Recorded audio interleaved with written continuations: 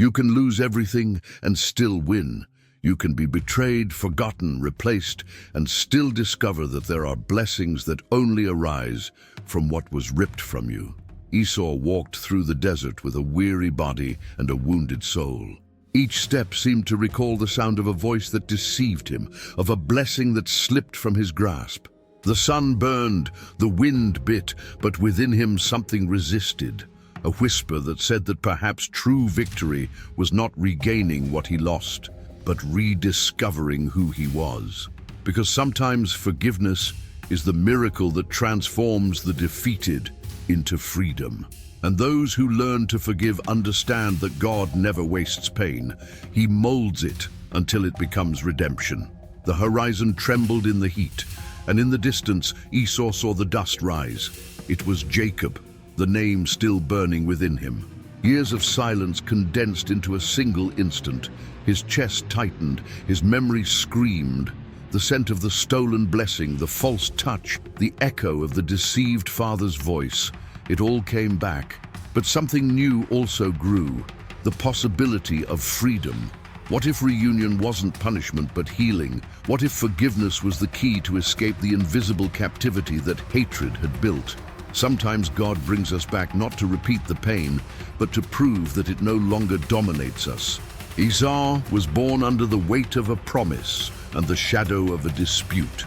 Before he could even breathe, he struggled in his mother's womb, trying to exist amid the voice that told him only one would inherit the blessing. He grew up hearing stories of destiny and obedience, but within him burned the simple need to be seen not as a symbol, but as a son. Life shaped him in the fields, amid the scent of game and the silence of the early mornings. He was strong, impetuous, whole. Until the day a plate of lentils and a human weakness changed everything. He traded right for haste, the eternal for the now, and before he knew it, the mistake had already taken him prisoner. Jacob, the brother he loved and feared, became the reminder of what was lost. The touch of disguised skin, the blessing pronounced in the wrong name, his father's gaze. None of it could be undone. And Esau's cry echoed, but the sky remained silent. Sometimes the sky is silent not because it forgets, but because it teaches. And silence becomes the wounded man's most faithful teacher. He fled, but the pain followed him. The desert became a mirror of his soul, vast, lonely, unfinished. And it was there, in the distance, that God began to rewrite what man had tried to steal. Forgiveness is not born in the moment of offense. It grows in the slowness of nights, when the heart learns to trust again. Every memory became an invitation, every tear a seed. Today, many still walk like Esau, with the past tied to their shoulders and their faith weary.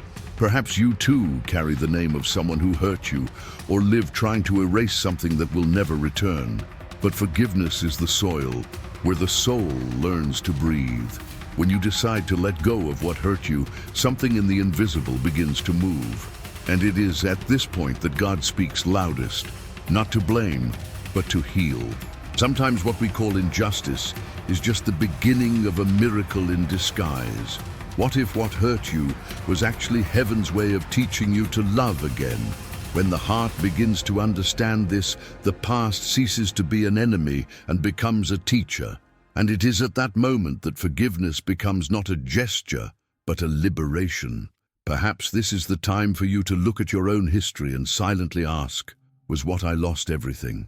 Or just the beginning of what God wanted to build in me? The desert offered neither shade nor answers, only the company of its own echo. Esau walked without a clear direction, and each step was a confrontation between what he remembered and what he wished to forget. The heat burned his skin, but what truly burned was the memory. His brother's deception, his father's silence, the emptiness left by a blessing that seemed lost forever. Yet between the sand and the wind, there was a kind of peace he didn't understand, because the desert, contrary to what it seems, is not the end. It is the place where God speaks without words. He began to realize that the anger, held in for so long, wasn't protecting him, it was holding him back. With each memory, a weight. With each memory, an invisible chain. And the desert became a mirror. It showed the man he was, but also the man he could be if he let forgiveness blossom. Perhaps the greatest victory for a wounded heart isn't overcoming the one who deceived it, but overcoming itself. The days passed slowly, and time seemed to measure not hours, but deliveries. Esau learned to listen to the sound of his own breathing, and to understand that silence is also prayer. Each grain of sand reminded him that life is made of small things that the wind carries, but God gathers. Forgiveness began to sprout timidly, like a seed in dry soil. Sometimes forgiving means accepting that there will never be an explanation, that the other person won't come back, that an apology won't come, and yet something inside you chooses to move on. And this movement, even if weary, is faith in action. In today's world, many live this way, walking with the weight of what wasn't fair, carrying memories that have become burdens.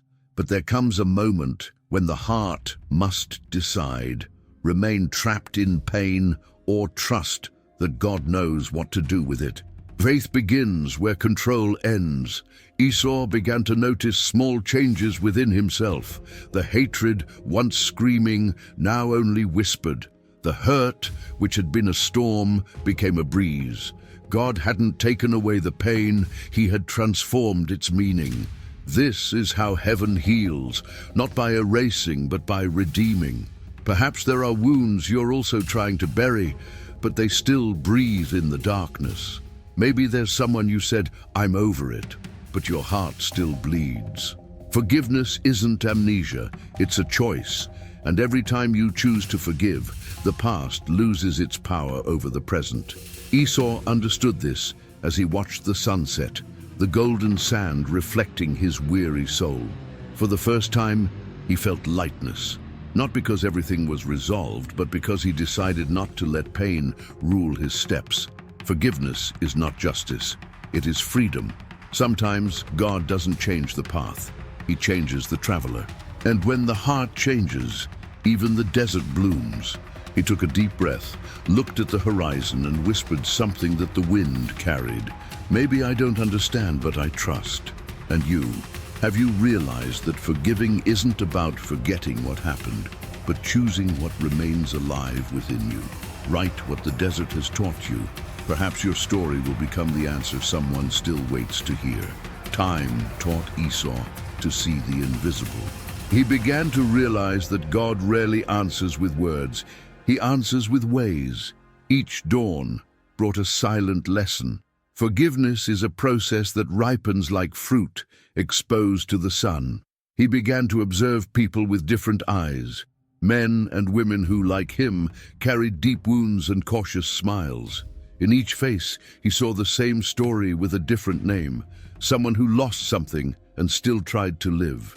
And the more he saw the suffering of others, the more he understood that forgiveness is the bridge between pain and compassion. During his journeys, Esau began helping weary travelers. He gave them bread, offered shelter, and listened. And he discovered that every time he eased someone's pain, a piece of his own was melted away. Mercy is the mirror of forgiveness. When you offer one, you receive the other.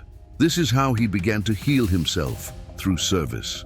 The man who once wanted restitution now only wanted peace, but the past still haunted him. Sometimes in the silence of the night, Jacob's name returned with force, reminding him that the reunion still awaited him somewhere on the horizon. And his heart trembled, torn between fear and hope. Because forgiving in absence is easy, the challenge begins when the offender's face approaches again. Esau knew that God was preparing him for this moment. And as the days passed, he realized that each act of kindness was a rehearsal for the reunion. True forgiveness isn't just talk, it's practice. And it's only complete when it becomes a gesture. Perhaps you too have someone like this in your memory. A name that still hurts, a face that time hasn't erased. Forgiveness doesn't begin when the other person changes. It begins when you decide not to let them define you. Sometimes God's love doesn't come to erase the past, but to teach you to look at it without losing yourself. Esau understood that the blessing he so desperately sought was not in the words of a father, nor in the possessions he had lost. It was in the freedom to walk without resentment. The desert that had isolated him now became the setting for his rebuilding. He no longer walked in flight, he walked in return. One afternoon, sitting by a river, he watched the current sweep away small leaves. He thought about how water holds nothing back, it just flows. And he realized that forgiveness is the same movement, letting go of what has served its time. He smiled, perhaps for the first time in many years, and understood that this wasn't the end. It was a new beginning. Perhaps your journey also needs this pause. Perhaps what you call waiting is God's precise timing, building maturity within you. There is no rush in grace. When the heart understands this, peace settles in even without answers. If you could write a letter to someone who hurt you, what would you say? Sometimes, giving words to what stuck is the first step to releasing what still hurts. Forgiveness may not change the other person, but it changes what you carry. And when you change what you carry, you change the path. That night, Esau slept lightly. He dreamed he was running, not to escape, but to embrace. And the dream seemed more real than the past. God was preparing the reunion, but before that, he was preparing his heart. The following days seemed to lead Esau back to something greater than destiny itself. The desert was now behind him, and before him appeared valleys, trees, and rivers. The path of forgiveness always changes the landscape. The further he walked, the more his heart became fertile ground for the unexpected. There was no longer room for revenge, only for hope. The man who once wanted answers now longed for reunion.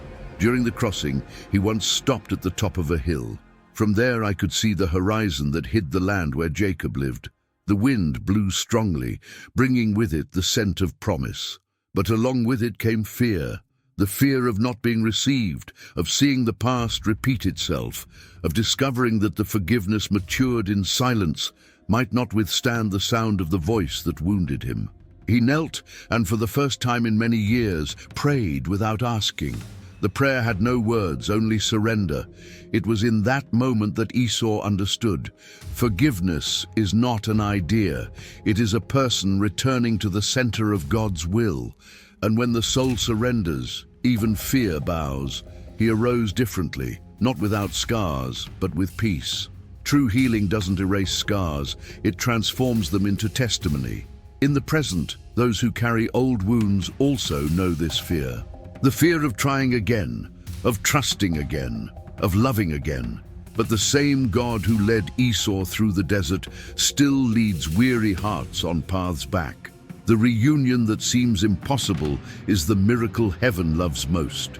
As he walked, Esau began to see the past with new eyes. He no longer saw Jacob simply as the thief of blessings, but as part of a greater plan, someone who had introduced him to the power of grace. Every injustice he experienced became a stepping stone, every loss an invitation to maturity. He wasn't going to seek revenge, he was going to bear witness. And when he understood this, the road seemed lighter. Each step became a prayer, and each memory an offering. Heaven didn't owe him answers, but it had given him a purpose, to prove that forgiveness is stronger than deceit. Perhaps you too are about to encounter someone again, not in body, but in memory. Perhaps you need to open the door to an old conversation, not to relive the pain, but to allow healing to finally enter. Forgiveness is the solid ground on which reunions can exist. On the last night before arriving, Esau lit a fire. The fire danced before his eyes, and he understood that the flame is like forgiveness. It illuminates and consumes at the same time. He thought of Jacob, of the embrace he had not yet given, and felt his heart burn. Hatred no longer lived there. Only the longing for something that pride had prevented from blossoming. When dawn arrived, Esau rose, gathered his cloak, and walked. The horizon no longer frightened him. It beckoned. He knew that their reunion would not be the end of his story, but the beginning of a new legacy. Sometimes God asks you to return, not to reopen the wound, but to show that it has healed. Forgiveness doesn't make you forget what happened. It makes you remember without pain. And if today life calls you back to some place in the past, it's not punishment, it's purpose. Perhaps what awaits you isn't a confrontation, but an embrace. And perhaps the miracle lies right there in taking the first step without any guarantees, just with faith. Forgiveness is always a back and forth journey, and only those who walk it understand that reconciliation is much more about peace than justice. Write the name of the person you need to release in your heart. Sometimes acknowledging that name is the first step toward healing. The horizon opened up in dust and memories. Esau saw in the distance Jacob's caravan, the brother who had once deceived him and now returned with fear in his eyes. Time had transformed them both, but the past still pulsed between them. When the first servants appeared, Esau took a deep breath and felt his heart pound. Reunion was no longer a possibility. It was now. Jacob approached with slow steps, hunched over, surrounded by his children and flocks. Every meter between them seemed to weigh years. Esau saw his brother's face and remembered the voice that lied, the stolen blessing, the broken promise. But he also saw a weary, repentant man with the look of one who has learned to fear his own mistake. And amidst the dust and silence, God dwelt in that moment. The whole world seemed to stop when the two looked at each other. No words could sustain what time had silenced. Esau took a step, then another and another, until his body, tired of resisting, gave in. He ran. He hugged Jacob tightly, and the desert within him became a river. Tears ran like rain on the dry ground. What had been pain became liberation. Jacob tried to speak, but Esau interrupted him with a hug, because sometimes grace is silence. And in that silence, all heaven witnessed the miracle. The man who had lost everything now possessed what deception could never take away, a free heart. Esau understood that God never withheld his blessing. He simply taught him to receive it differently. True blessing is not in the hands of the giver, but in the heart of the forgiver. And in that moment, he became greater than his past, greater than his hatred, greater than his own name. The embrace between them was more than reconciliation. It was proof that God can rebuild even what time has declared irreversible. Every tear that fell transformed into a promise. The family, once fragmented, became whole again. And perhaps this is what heaven expects of us, that we let our pride fall before the tears dry, that we embrace before fear speaks louder again, that we be the answer and not a continuation of the wound, because forgiveness is the altar where man encounters God. And he who forgives participates in the miracle of creation itself, making new what seemed lost. Have you ever felt that moment when your heart, tired of fighting, chooses only to love? Forgiveness doesn't change the past, but it changes you. And when you change, the world around you changes too. Perhaps what you most long for from God isn't something new, but the power to see the old with eyes of grace. After the embrace, time seemed to bend. The desert became memory and guilt, just a reminder of an ancient path. Esau felt his body light, as if something invisible had been ripped from within him. Forgiveness had done what no revenge could, set him free. He looked at Jacob and saw not the thief of his blessing, but the brother fate had used to shape his heart. What had once been a wound was now a scar, and scars are proof of healing. They sat in the shade of a tree and talked in silence. Sometimes reunion doesn't need words. A gesture is enough. The eyes say what the mouth cannot. Time was responsible for translating pain into understanding. Neither of them was the same. God had remade them along the way. As the wind blew through the branches, Esau thought about everything he had experienced. The pain, the anger, the emptiness. None of it had been in vain. Every tear, every unanswered night had become soil for grace to grow. Forgiveness doesn't erase what happened, it transforms its meaning. And now, looking at his brother, Esau understood. He hadn't lost the blessing. He had simply received another, invisible and eternal.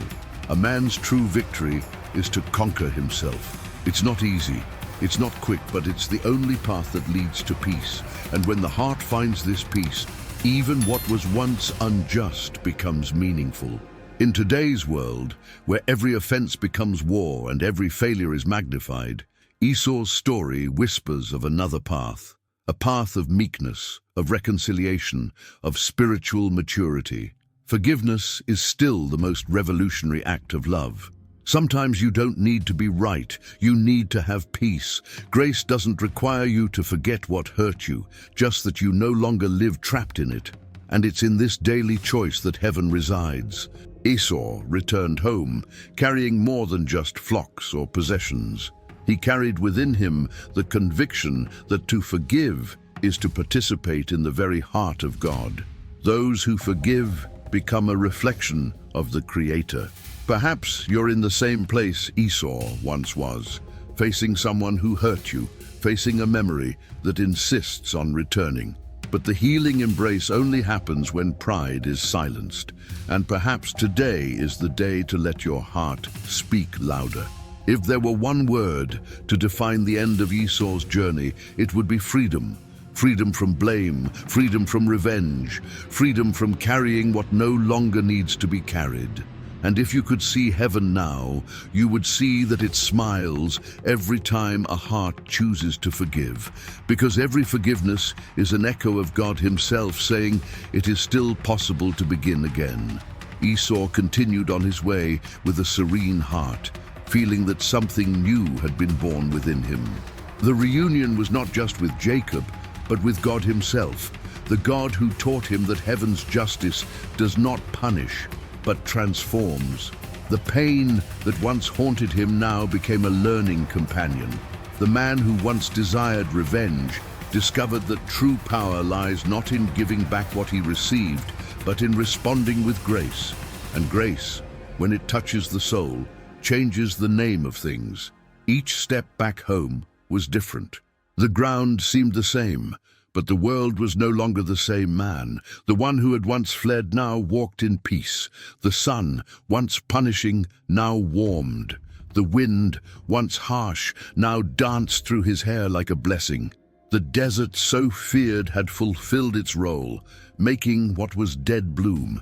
Esau understood that God never wastes any pain.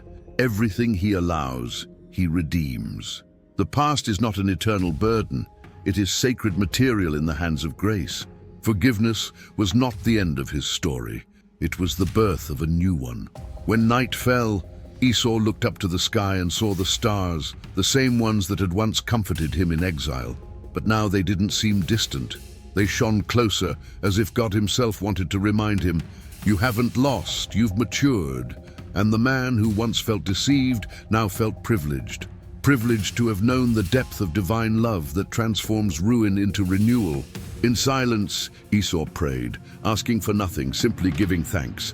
Because when the heart learns to forgive, prayer ceases to be a plea and becomes gratitude. And those who give thanks are always at peace. Forgiveness is the end of revenge, but it is also the beginning of freedom. It is the most human act and at the same time, the most divine. And everyone who forgives becomes part of the story that heaven continues to write.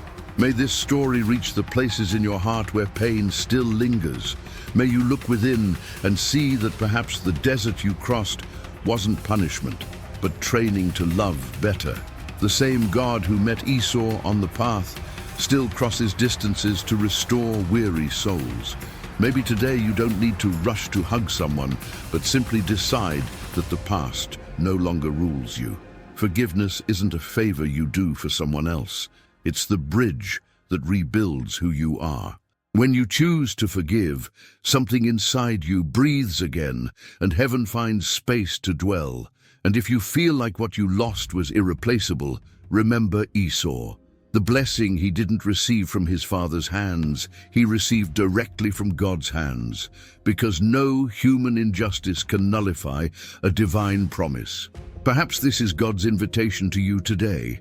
Let go of what weighs you down, embrace what liberates you, and walk lightly. What was pain is now history. What was deception is now testimony, and what seemed like the end is now a new beginning. Heaven still writes new pages about hearts willing to forgive.